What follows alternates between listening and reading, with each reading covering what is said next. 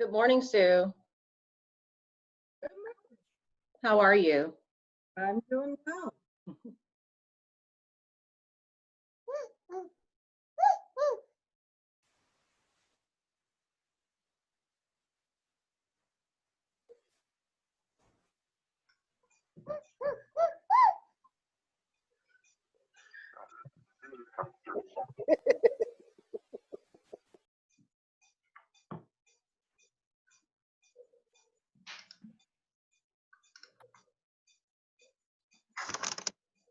I was just in my last breakout with Dr. Cesios.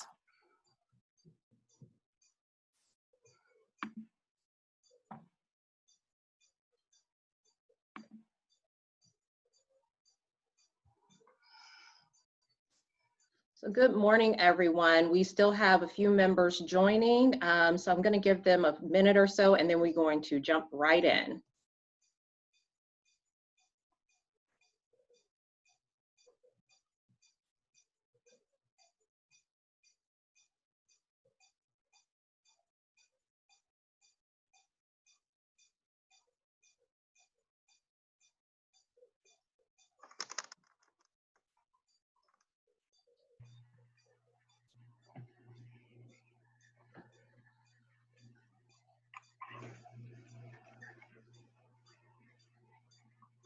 Hello, everyone.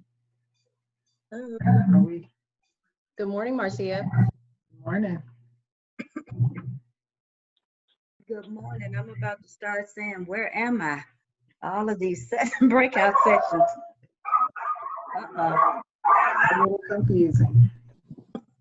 I'm sorry I'm late. Oh, no worries, Dick. We're all jumping off of multiple meetings and trying to get into this one, so. Figure it out. Oh, my goodness.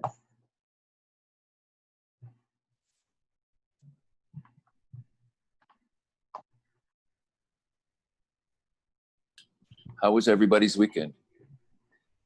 Nobody got COVID, right? Oh, my goodness. Thank God. Sort of wish we could have weekends back, though. That would be my first request. Yeah.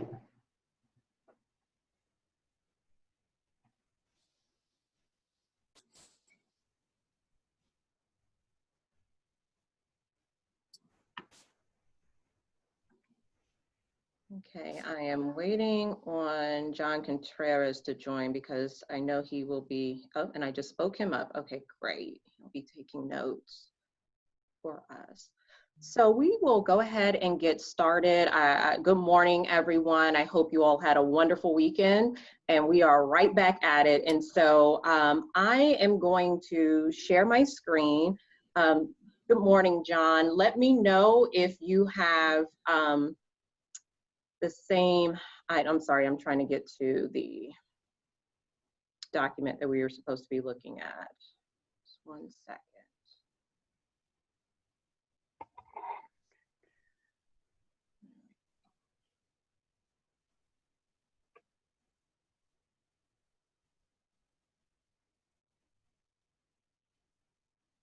Okay, John, if you can have the workbook open, because that is where we're going to add some additional notes for today. And I am going to share my screen so everyone can see it. We'll be starting in this section, John, which should be at the very beginning of the workbook. It was added.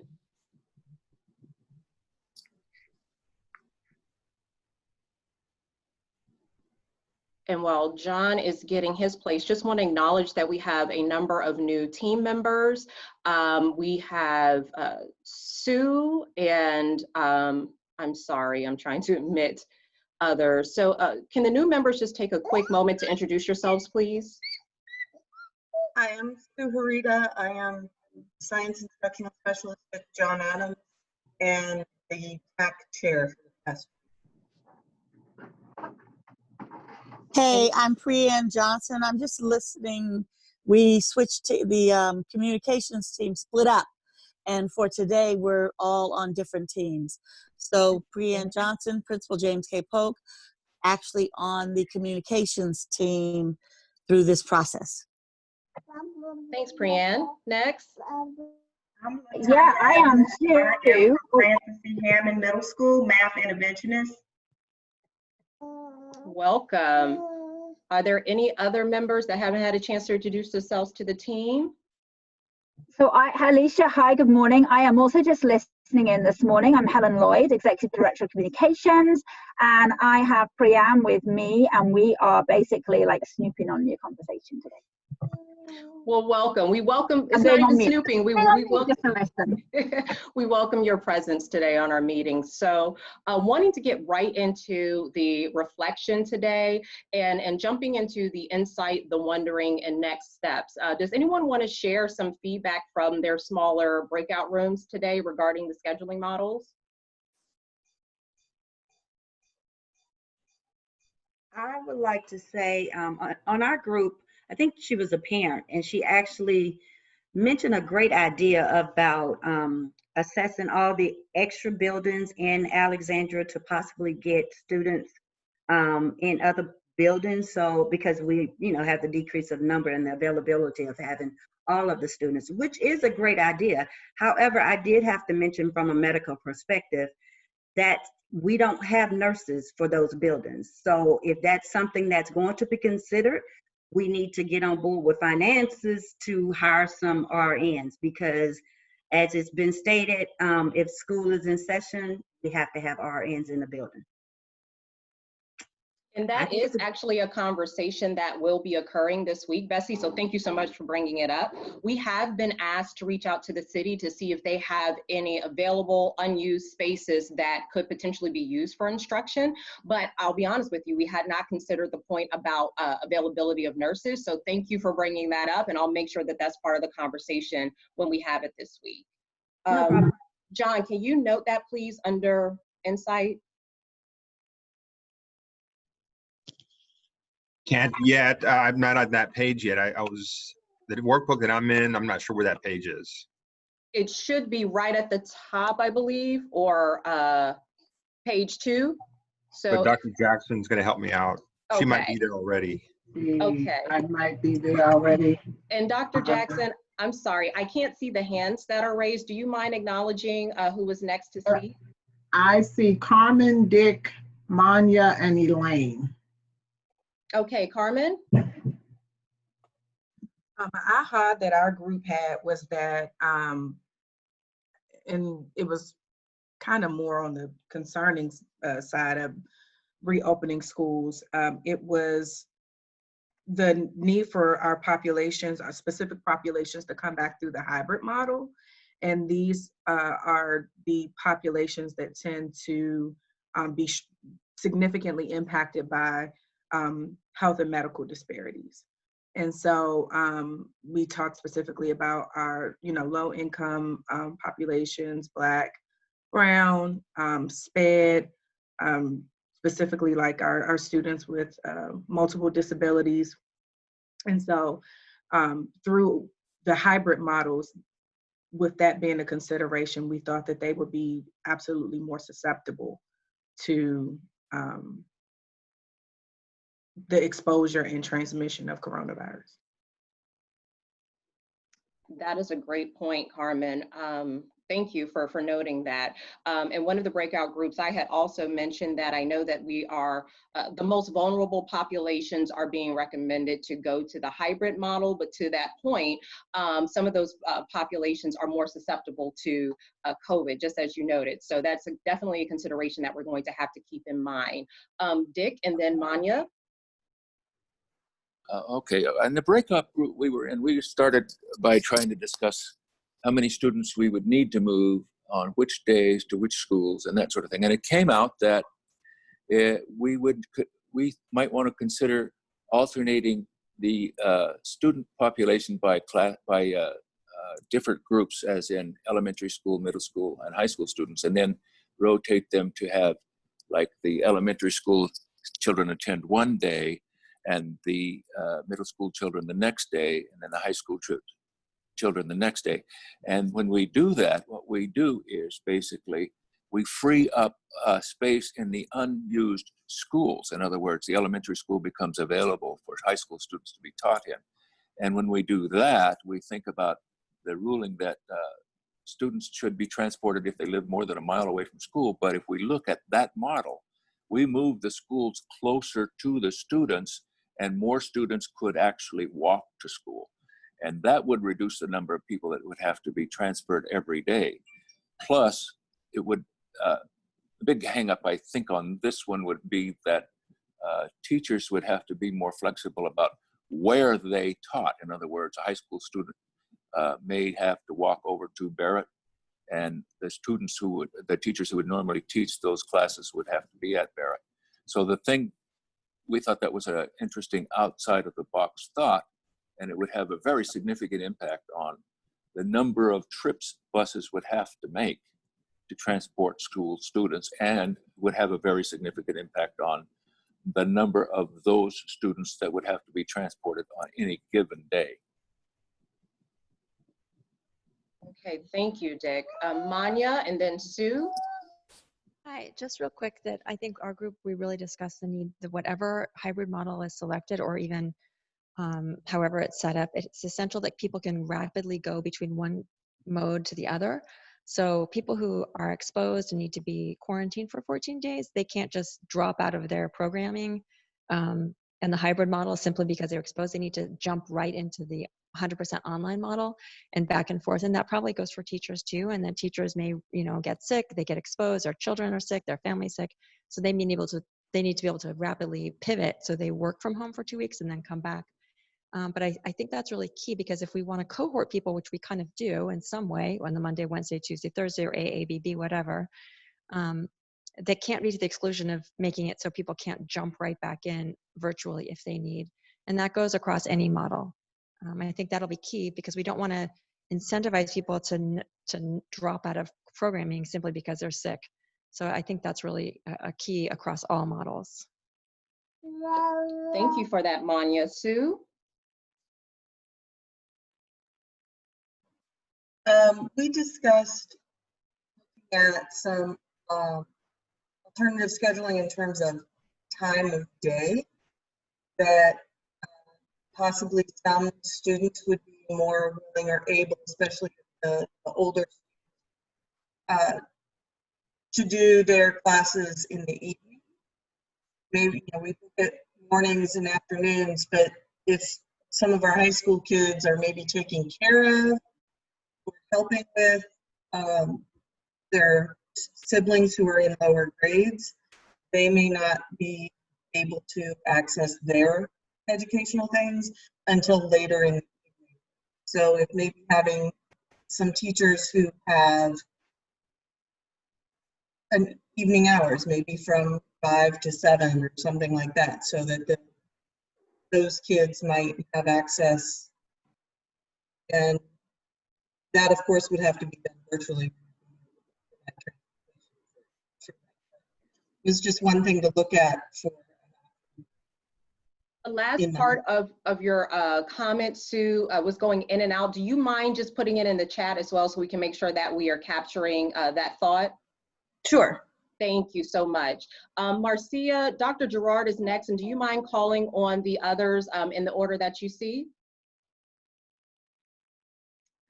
Hi there. So we spoke about many industry journals advocate for maybe older students in high school to assist either with tutoring or having some type of either workplace or school credit where they could provide assistance to younger students who needed help in core subject areas.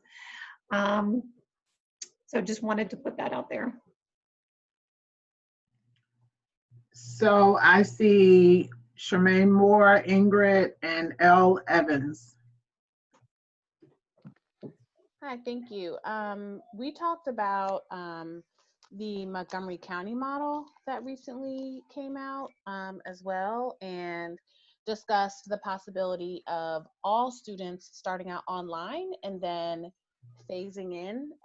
You know, maybe the whole first quarter is online, but some derivative of that where everybody starts off all online and then we safely phase students back in.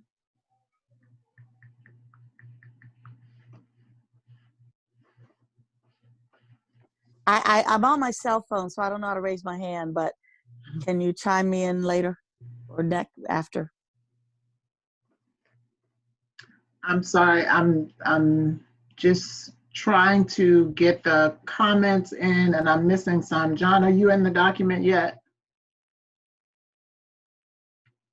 No, I'm writing everything by hand. I'm gonna have to send you notes. Oh, no worry. Okay, as long as you're capturing it, that's, so I see Charmaine, did you already, was that you who just went? Yes, sorry, I'll lower my hand. Thank you. Okay. Ingrid, and then I see L. Evans and James Parker, and I heard a voice, I believe that was Priyan, but I'm not sure. Yeah, yes. All right. Hi, good morning, Marcia. And just really quick, I will look at the hand so that way you can type in the document, but thank you so much. So who is next? I'm sorry. I think I was. Okay, please go ahead. Okay. Hi, good morning, everyone. We also discussed in our group the Montgomery County model as well, talking about phasing children safely in, but giving ACPS an opportunity to see whether or not there would be a substantial uptick in other districts that opened face-to-face in some capacity to see whether or not they had a rise in cases, and then that would allow us the opportunity to stay closed and do virtual, but also to give us an opportunity to really hone on getting the virtual learning, you know, correct. Just initially, and then phasing in kindergarten first, and then along with first graders, since those are our newest students to the school system, and going from there.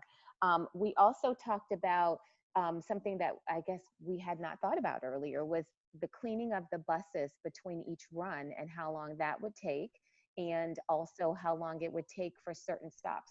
Kafaya mentioned that we have 4 buses that go to 2 apartment complexes, 2 large apartment complexes, and she was just saying how long it would take to get those kids in, and that would modify arrival and dismissal times and the amount of time that children would have in instruction. Here we are. We're in the right room. Thank you, Ingrid. Ms. Evans, and then Priyan, and then James. I just want to touch on what Carmen mentioned about students at risk. We've talked about budgeting, for instance, if a student needs to be in a virtual setting, especially with elementary students, do they have the access to the technology components that will be needed, unlike with secondary receive Chromebooks? Has that been set aside for budgeting?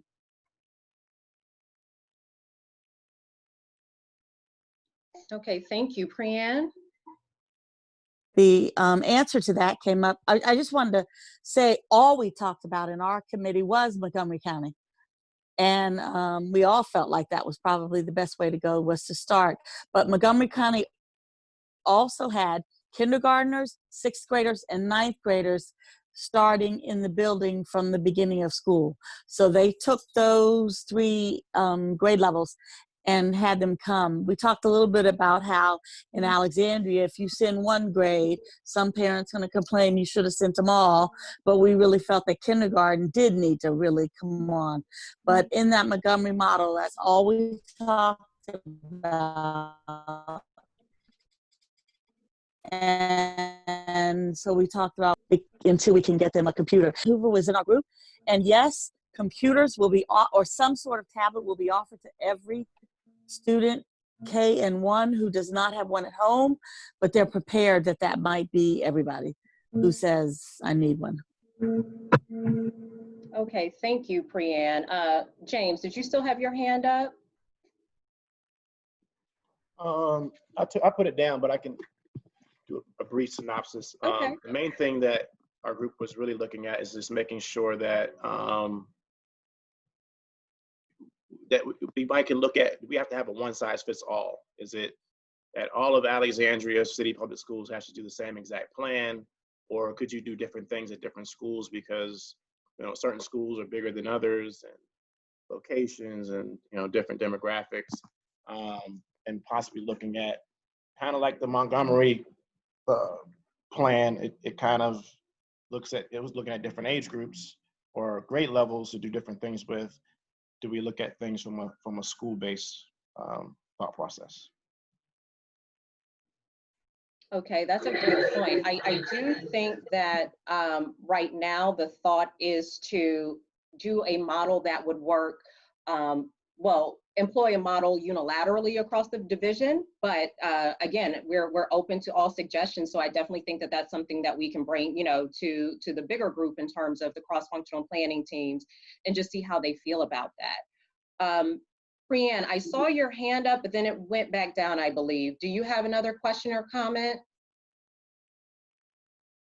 No, I'm good. No. Okay, so I just want to give some quick feedback as well from my group today. We started looking at all of the models, and one of the things that came out of the group is the recommendation, instead of doing alternating days, to do 4 consecutive days for all of those who would actually return to the building. They felt like this was extremely important, specifically for our more vulnerable populations, being, our special needs population, our English learner population, also those that come from different demographics that are more at risk, for them to, instead of doing the alternating day model, for it to be consecutive days for those individuals. So I thought that that was something interesting that came out of the group discussion, because I do not believe that the other hybrid models that we've seen thus far are built for consecutive day options, but rather the alternating model. So just wanting to put that out there. I don't know if anyone has any feedback or thoughts about, instead of it being alternating days for student cohorts, for them to be consecutive days, whether full or half days, if there's any thoughts on that. Sue, I see your hand raised, and then Priyan.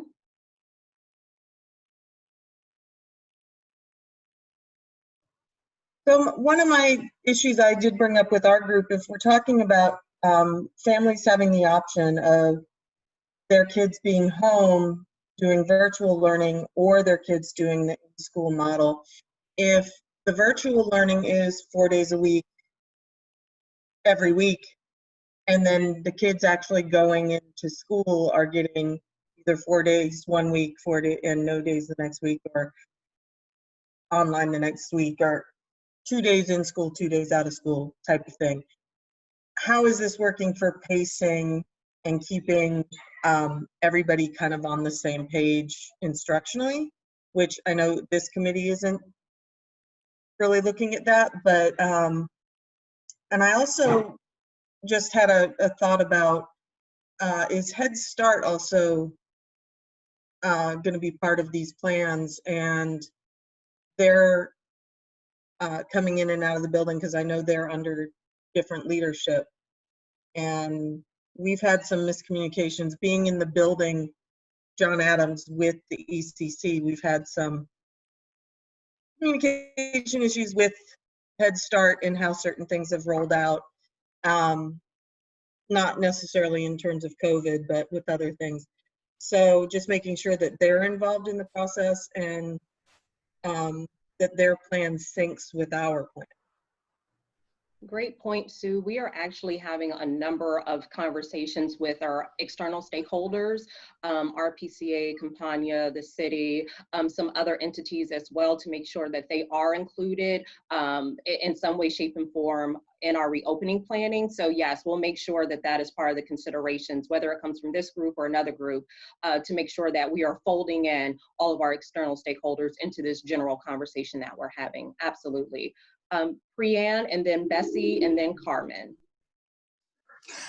Yes, we did also talk about this alternating days versus consecutive days.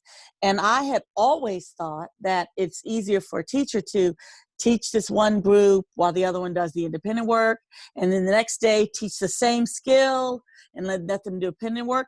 But yeah, we talked about moving to the consecutive for tracing. That if you did Monday and Tuesday with the same group, and you had that, you know, that group together, then you could clean on Wednesday. Those can be, you know, at home recuperating. And then the second group, you have a better chance of containing the virus to a smaller group. If you alternate, we were saying it seemed like you'd have more chance of cross-contamination, if that matters. But if you did 2 days in a row and then did the thorough cleaning on Wednesday and then 2 other days, you have less chance of this, you have better chance of tracing and less cross-contamination. And I never thought of that until then, till today. That's a great point, Priyan. Thank you for that. Bessie and then Carmen. Okay, Priyan basically almost just said what I was getting ready to say with the consecutive days. Would this actually increase the exposure of the students going, as well as the staff that's in the building? And then how do we clean to make certain if they're going every day? Will that be extensive cleaning like in the evenings or the night shift? And will that actually do it? Because we're always have to go back and think about how long the germ can last and how long it can live. So if you're putting students in the building every day for 4 days, we need to also consider the exposure for them. And then with the buses, you have the same type students. And then with us going back to school in September and shortly after that with flu season coming in, are we going to put them at another increased risk for exposure with the flu and everything else? So those were I tried to write it down to make certain I didn't forget something. So those were my 2 key points. And so I want to touch on the cleaning aspect very quickly. We do have Ruth Clark, who is the custodial manager on our team as well. But one of the things that we are proactively doing is we are meeting with our contracted custodial groups this week. And we are going to start just, you know, talking about what does the cleaning plan look like, what resources would be needed in order to achieve this additional level of clean. We have a lot of good documentation that's actually been sent to me offline for other organizations and what their cleaning plans look like. So we are starting those conversations and wanting to get ahead of that curve, because regardless of the model that we choose, whether it's consecutive days, alternating days, we will have to make sure that our cleaning plan is in place. So we are starting those conversations this week. And as those conversations are concluded, we'll be able to come back to the group then and just share some of the recommendations for cleaning. Carmen, and then Sue. So we talked about alternating days and consecutive days, and there were a few kind of wonderings that we had because we had someone that represented human resources in our group. We talked specifically about the staffing implications, and if there are alternating days or full consecutive days, is that going to be aligned with neighboring divisions? And we do recognize that there are teachers and staff members who live in Fairfax County, Prince William County, Loudoun County, and other places that may not necessarily adopt the same schedule that we adopt in Alexandria City. That was number one. Number two would be the benefit of the alternating days and or consecutive days was the benefit of building relationships. I think that it was a transition, a good transition, if you will, from September to March, because staff members, teachers had the opportunity to build relationships with the students, get to know their families. But when you're coming into a school year, that's exactly the time that you get to do those things. You get to build those initial relationships, and that would be a benefit of doing the alternate days or the consecutive days. So we thought more outside of like the safety and health, but thought more towards like that connection with staff as well. Thank you, Carmen. Sue? I was looking at some models from some other school districts beyond this area. And one district was talking about having 2 days in, 2 days out, kind of like we're with our hybrid, but having Wednesday be the day that no kids are in the building. so that there's a midweek cleaning day where they can do a thorough cleaning in the middle of the week and then have a good thorough cleaning over the weekends.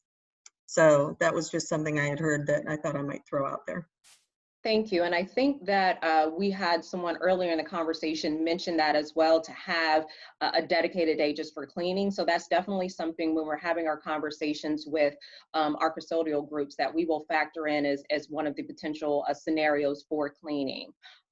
Another staffing item that came up in my group was the assumption right now for capacity is that it is 1 teacher per room. A number of those that were in instruction on that team mentioned the importance of having paraprofessionals assist with the instruction, particularly for our younger students. And so wanting to also just kind of get some feedback in terms of thoughts as to how that classroom, I guess, instructional piece should be structured. Are we doing, or would we recommend the 1 teacher model, or 1 teacher and the paraprofessionals as needed? Also noting that that would then further impact our capacity structure, because right now assumptions are based around 1 teacher and then the allowable number of students. And now if we're adding another adult to the room, that would further reduce the number of students that we could have in that particular classroom for that school. So just wanting to know if there are any thoughts on that. And Victor, I see your hand went up, and Michelle. So Victor? I'm a Southern gentleman, so I'm gonna let Michelle go first. Ladies first. Thank you, Victor. I think the one concern I had was we have the issue of paraprofessionals in the classroom, and they are very important when it comes to providing that support to teachers when they move, especially with using centers or small group learning, of being able to reinforce learning while the teacher is working with other students. But I also think that it opens up another thought of me and what I'm wondering about, because not only do we have teachers, but we have itinerant staff, like related service providers that are working in buildings. And as I saw the plan today, it talked about classroom space. But a lot of therapists don't necessarily have a classroom. They may have a therapy room, which is smaller, which due to having less students in the room would affect our capacity. So I think not only should we be considering paraprofessionals, but also related service providers. And that's what I was wondering about as well when I first saw that consideration chart. Great point, Michelle. And so I'll make sure that I'll circle back with Erica to add that to the assumptions as we update the capacity information through these conversations. Victor, and then Marcia? Yeah, I just want to piggyback off of something that kind of came up earlier as far as the whole Wednesday, not just for the cleaning, but I also think that would be helpful for planning. And again, we brought up that point, but specifically, I think the benefit would be similar to cleaning. If teachers are asked to be in the building for consecutive days, and then having that day in the middle to be able to then plan for the instruction that is coming next, I think that would be helpful for them. So whereas it's not back to back. So that was my first point. My second point would be getting to what you were talking about as far as capacity. If I heard people correctly, that would mean 1 teacher in the classroom, and at the cap, 10 students. Am I correct? 10 students in the classroom? Am I incorrect? So there were 2 different scenarios that currently is being presented. You have one that is based off of 1 teacher and the 65 square foot per person assumption. And then you have another scenario that is 1 teacher and no more than 10 students in the classroom. So those are the 2 scenarios right now that are built into that capacity chart. So with that thinking, I'm just going to stick with the 1 to 10, and because we're a small building, and then I'm thinking about other buildings, regardless of brand new or whatever, the spaces might be a little tight. So if I'm just looking at the ratio of 10 kids, 1 teacher, even if I'm looking at kindergarten, that's 22 students. If I'm looking at 5th grade, that's 25, 26 kids. How do you rotate half that class within 2 days? Because there's going to be an odd number of kids out. And then if I'm thinking about that, I'm also thinking about inclusion. Inclusion to me will go out of the window because it would be everything pull out. So then that goes to services. What does that look like, regardless of, kindergarten, paraprofessional, the students with disabilities, as far as our SPED or L? What does that look like as far as inclusion, which that's our model, that's what we've been working on, co-teaching, those types of practices. That to me would go away for looking at, class size. Go into the models that Ingrid and others were talking about as far as Montgomery County, just phasing in kindergarten or just phasing in 6th grade or just phasing in 9th grade, I think would also be helpful as far as space, not only for related providers, but if I only have kindergarten in our building, regardless of building, I now have other classrooms where that person can use that, whether it's library space, another classroom space. So that would then open up for related services or other providers if that was the model that we would go to. But I still would have questions as pertains to class size, and then what does that look like as far as what that day in the middle of the week, if we chose to do it that way, and then how would that impact, as you guys were saying earlier, our staffing force that work in other districts that would need to kind of have some type of alignment with their kids. And that would be my comments. All good points, Victor. Thank you so much for sharing. As a quick time check, we have 5 minutes, but Marcia, want to definitely get to your point and your question, please. So our group talked about, we talked about the Montgomery County model a lot, but it seemed that some of the folks in our group said that Montgomery County this morning on the news had changed their model and was now doing opening of all distance learning and then moving into a hybrid model. So I'm not sure if that's correct or not. The other thing we talked about is separating childcare from the issue of education. We had a parent on who was asking, is it the school's responsibility to provide childcare? And are we making it more complicated because we're actually trying to provide childcare and trying to educate? And really the school's responsibility is to educate, but childcare is a part of that just naturally because the kids are in school all day. But now that we have this very unique situation, should we be thinking about it completely different? And then what would that look like in terms of partnering with some of the folks in Alexandria who potentially could provide childcare and offer parents opportunities to have that care? And, would the schools be used? Would there be the rec centers? What would that look like? So that was just part of our conversation.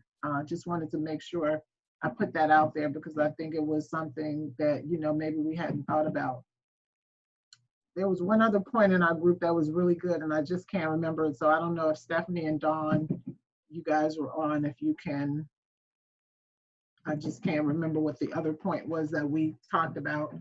Oh, if one of the concerns about kids going back into buildings and people in general getting the virus is the long term. So not everybody's dying from the virus.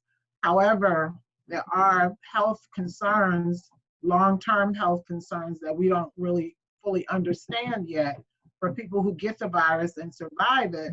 But then what are the long-term medical considerations for folks who get the virus and then survive? So are we, putting kids and adults at risk and not really knowing what the long-term effects are of having the virus and surviving it? Because there are some folks who have some other health issues after that. So not sure. Thank you, Marcia. And I do think to that point, and Helen, I'm sorry, I saw that you jumped in, Helen. Sorry, I'm struggling to put my hand up here. Okay. So I'm doing it visibly. So one of the thing is that we have the rec center is doing some essential programming, some essential care for children of essential workers, and those programs are basically running sort of simultaneously with our programming. So they are getting them online, they're doing the summer learning with them, and they're basically supporting them. I'm wondering whether we could have some format where we feel like we have an extended day almost, and potentially we're not going to be in school as much as we want. So if we are offering childcare, in the after school and centers or during school rec centers, could those rec centers workers do what they're doing, now, and basically get kids online and get them supported in their learning that way as well? Could we pair up with them like that? So 2 quick points, and then I'm going to jump to Kafaya because I see you have your hand raised. Thank you, Helen, for that. We are actually having a child care conversation this week as well with RPCA and Campagna and some other city and school officials. So we are really going to delve into that topic. So again, we're having a number of these external stakeholder group conversations concurrently with our internal conversations. So thank you for that. And that's something that we can make sure that we are addressing as part of those conversations. Something else that I really haven't heard us delve into, we're not going to have the time today, but I did want to make this point, is the phased approach, where not just, I think MoCo is thinking about doing this, but I believe Atlanta schools are doing this. Some other schools across the nation are doing a phased reopening where they are starting off for the first 8 to 12 weeks in a virtual setting, and then they are phasing into an opening setting based off of, a hybrid approach, wanting to look at the trends of coronavirus within their particular localities to see, okay, are we trending downwards? And if so, do we have a better sense of being able to then reopen while mitigating the spread of COVID? So that is some other models that I am starting to see come out across the nation, and just think that that's something that we should, also put in the group as we are discussing, is that an approach that could particularly, maybe work for ACPS? I'm not sure what the thought is about that. And Kafaya, just wanting to jump to your question because it is 11, so wanting to respect everyone's time, but Kafaya? Yes, my question is about what happens if one of the bus drivers or monitor catches the virus. Do we put them out for 2 weeks? And what do we do with the rest of the staff that's been in contact with that driver? Our building is very small. Everybody's in everybody's face. So, and that includes the mechanics, the office staff, the monitors, drivers. They're all right in that little spot. So Kafaya, I can answer that from an operational standpoint. We're going to have to try to, at least within the shop, for certain, employ our social distancing tactics, making sure everyone is wearing the appropriate PPE, keeping that safe distance. But I do think you brought up an extremely good point, is that if we have a driver that contracts COVID and they've been transporting students and have been working with others, what does that mean for that particular cohort that has been riding that bus? Of course, that bus driver would have to quarantine, but then what is our ability to put in a new driver on that route? We have to think about all of those nuances and intricacies as we are, putting this approach in place. So no, that's a very, very good point. Are there any other questions for the good of the group that we want to note today? I do want to be respectful of time, but want to make sure that there are any other questions that we have an opportunity to hear those now, or comments. Okay, I'm seeing none. I know that we were not able to get to the second part of today's activity, but that is okay because I wanted to make sure that we had the platform to be able to really delve into what the smaller breakout groups discussed today regarding the different models, get your thoughts together. And I do know Wednesday we're going to continue this conversation. So one thing that I would continue to ask everyone to do is to familiarize yourself with the different NOVA models that are in that particular document. If there's any other information that you have in the meantime or get in the meantime in between today's meeting and Wednesday's meeting that you think would be beneficial to the conversation, please send that to me or send it to the group, and we can make sure that either that link is embedded in the workbook or that we touch on that topic for Wednesday's meeting. So with that said, if there are no other comments, questions, or concerns, I hope you guys have a great rest of your Monday, and I will see you on Wednesday. Thank you.